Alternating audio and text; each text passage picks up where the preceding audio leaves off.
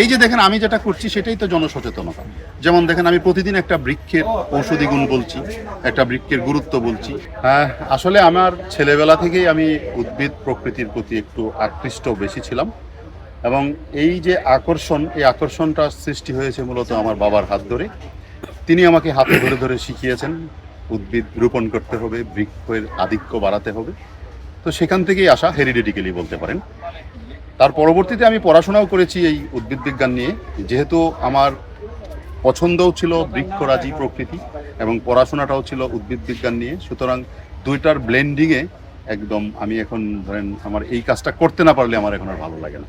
বৃক্ষ মেলাটাকে আমি সাধারণত প্রাণের মেলা বলি, এই জন্য যে এইখানে যেসব উদ্ভিদ, বিভিন্ন রকমের বৃক্ষের চারা, তৃণলতা, গুল্ম যা আছে প্রত্যেকটার প্রাণ আছে। যেহেতু তাদের প্রাণ আছে, সুতরাং এটা প্রাণের মেলা। আমি এই অর্থে প্রাণের মেলা বলছি। তো বৃক্ষের পরিচর্যা যদি আপনি করতে না পারেন, বৃক্ষকে যদি আপনি ভালোবাসতে না পারেন, বৃক্ষ নিয়ে যদি কাজ করতে না করেন এবং এই দিকটায় যদি আপনি দৃষ্টিপাত না করেন, তাহলে আমাদের দেশটা বৃক্ষের অভাবে বৃক্ষশূন্য হবে। তখন মানুষ হিসাবে আপনি বিপদে পড়বেন, আমি বিপদে পড়ব, আমাদের ভবিষ্যৎ প্রজন্মও এটার বিপদে পড়বে। অবশ্যই সহযোগিতা রাখবে, কারণ এই ধরনের বৃক্ষ মেলাগুলি থেকে আমার শহরে কোন বৃক্ষটা রোপণ করব, কোন উদ্ভিদটা কোথায় দিব, এটা যদি বিশেষজ্ঞের কাছ থেকে জেনে নিয়ে সেই জায়গায় সেই বৃক্ষগুলি দেওয়া যায়, তাহলে পারপাস সার্ভ হয়ে গেল। আর না জেনে বৃক্ষরোপণ করলে সেটা উপকারের চেয়ে ক্ষতির কারণটাই বেশি হয়। সরকার তো ভালো উদ্যোগ নিচ্ছেন, বিশেষ করে বিদেশি বৃক্ষ, ক্ষতিকর বৃক্ষ ইউক্যালিপটাস এবং আকাশমণি, এই দুটাকে ব্যান করেছেন আমাদের দেশে।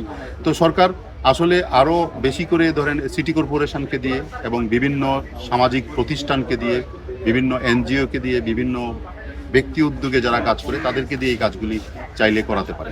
করাইলে দেশটা সবুজ হবে, আমাদের শহরটা সবুজ হবে। এই যে দেখেন আমি যেটা করছি সেটাই তো জনসচেতনতা।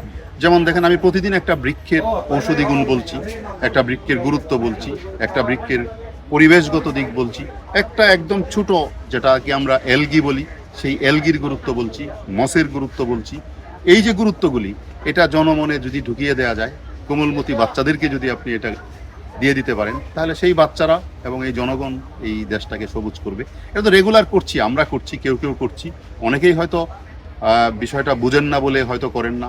যারা বুঝেন না তাদেরকে বুঝিয়ে দেওয়াটাই হচ্ছে যারা বুঝি তাদের দায়িত্ব। বিশেষ করে আমি যে কাজটা করছি, আমার মেইন টার্গেট হলো যে কোমলমতি শিশু, বাচ্চা, ওরা যদি শিখতে পারে তাহলে এই দেশ সবুজ হবে। আপনার সর্বশেষ যদি কোনো বার্তা থাকে? সর্বশেষ আমার বার্তা হচ্ছে একটাই, সেটা হচ্ছে বৃক্ষ অবশ্যই রোপণ করবেন, জেনে শুনে বুঝে রোপণ করবেন। বৃক্ষ আপনার বন্ধু, কিন্তু সেই বন্ধুর দ্বারা যেন আপনার কোনো ক্ষতি না হয়।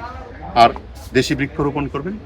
অবশ্যই আমাদের দেশের বন্যপ্রাণীদের জন্য যে বৃক্ষগুলি ফ্রেন্ডলি, সেই বৃক্ষগুলি রোপণ করবেন।